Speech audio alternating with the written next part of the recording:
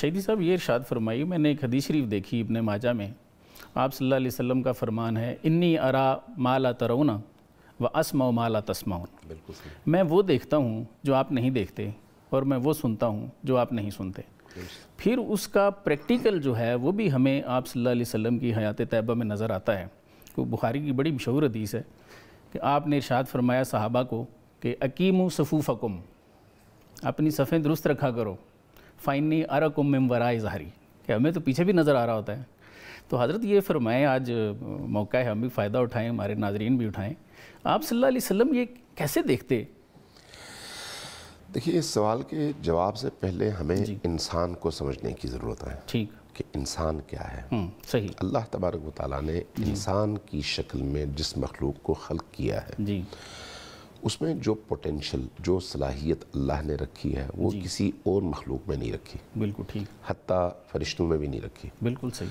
اللہ نے اس عالم میں کھربوں مخلوقات کو خلق کیا ہے، نوع کے اعتبار سے، تعداد نہیں، تعداد تو خیر آپ لا تحصوها، بالکل، لیکن اگر آپ انواع کے اعتبار سے دیکھیں تو کھربوں سے زیادہ ہیں۔ ایسے ہی۔ لیکن ان تمام مخلوقات میں جب انسان کی تخلیق کی بات آتی ہے تو اللہ کی دو طرح کی آیات قرآن کریم میں ہیں۔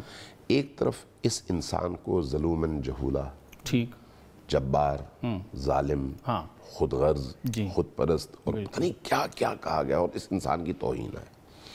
اور دوسری طرف خود اسی انسان کی تخلیق کو سامنے رکھتے ہوئے اللہ تبارک و تعالیٰ نے فرمایا تبارک اللہ احسن الخالقین۔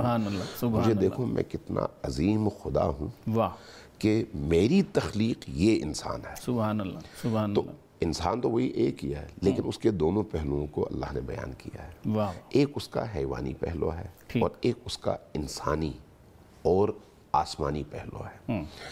ہر انسان میں یہ پوٹینشل موجود ہے کہ وہ سراپا آئینہ صفات خدا بنے۔ سبحان اللہ۔ ہر انسان میں پوٹینشل وائز میں بات کر رہا ہوں، سبحان اللہ، آئینہ صفات خدا بننے کی صلاحیت ہر انسان میں ہے۔ اب جو جتنی پاکیزہ زندگی بسر کرے گا وہ اتنا زیادہ اس آئینہ نمائی کے قریب تر ہوتا چلا جائے گا۔ سبحان اللہ۔ رسول کریم بشریت میں، عالم بشریت میں وہ ہستی ہیں جن سے اوپر کسی بشر کا تصور ممکن نہیں ہے۔ درست، بالکل۔ سراپا آئینہ صفات خدا، سبحان اللہ، سراپا اللہ کی صفات کا زمین پر مظہر۔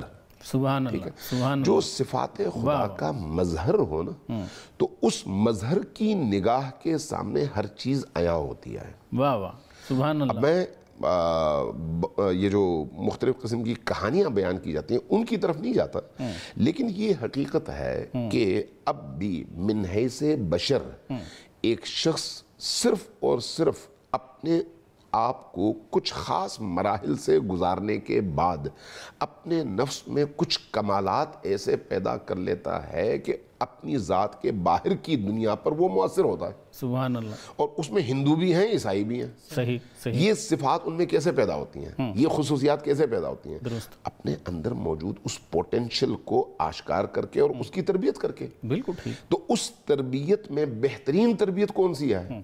وہ جس کی طرف نشاندہی اللہ نے کی ہے۔ سبحان اللہ۔ کہ اللہ نے جو تربیتی نظام دیا ہے اس نظام کے تحت تو انسان اپنی اس پوٹینشل کے اظہار میں کمال تک پہنچ سکتا ہے۔ سبحان اللہ۔ اور وہ کمال جہاں تک انسان پہنچ سکتا ہے وہ نبی کریم کی ذات ہے۔ واہ واہ، اس سے آگے کوئی اور ذات نہیں ہے۔ لہٰذا نبی کریم صلی اللہ علیہ وآلہ وسلم جو کچھ بھی ہیں وہ اللہ کے اذن سے ہیں۔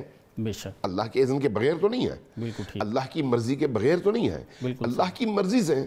اور اس لیے جب نبی کو آپ دیکھتے ہیں، نبی کریم کے وہ ارشادات کم نہیں ہیں۔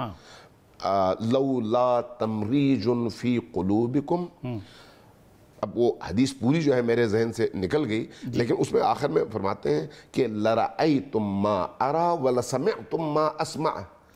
اگر تمہاری نگاہیں پاک ہوتی، تمہارے دل میں کجی نہ ہوتی، تو جو میں دیکھتا ہوں وہ تم بھی دیکھتے، جو میں سنتا ہوں وہ تم بھی سنتے۔ سبحان اللہ۔ یہ جو انسان اپنے اس حیوانی وجود سے باہر نکل کر آسمان کی طرف یعنی اللہ کی طرف پرواز کرتا ہے جتنا قریب تر پہنچتا ہے عالم اس پر کشف ہوتا چلا جاتا ہے. سبحان اللہ. کشف ہونے کا مطلب ہی یہی ہے کہ انسان پھر وہ چیزیں دیکھیں جو دوسرے نہیں دیکھ سکتے. بالکل ٹھیک. لہٰذا اصل مسئلہ انسان کا ہے. جب ہم اس انسان میں موجود اس پوٹینشل کو سمجھ پائیں کہ ہر انسان میں اللہ نے یہ پوٹینشل رکھا ہے اور اس کے سامنے دروازے کھولے ہوئے ہیں اور دین بہترین دروازہ ہے اور دین کی جو تربیت کا نظام ہے وہ نظام سب سے بہتر نظام ہے جس کے ذریعے سے انسان اس مقام تک پہنچ سکتا ہے. تو اگر ایک عام انسان اس مقام تک پہنچ سکتا ہے تو پھر نبی کریم تو خود مصطفیٰ بھی ہیں, مرتضیٰ بھی ہیں, مجتبیٰ بھی ہیں, اللہ کا انتخاب ہے.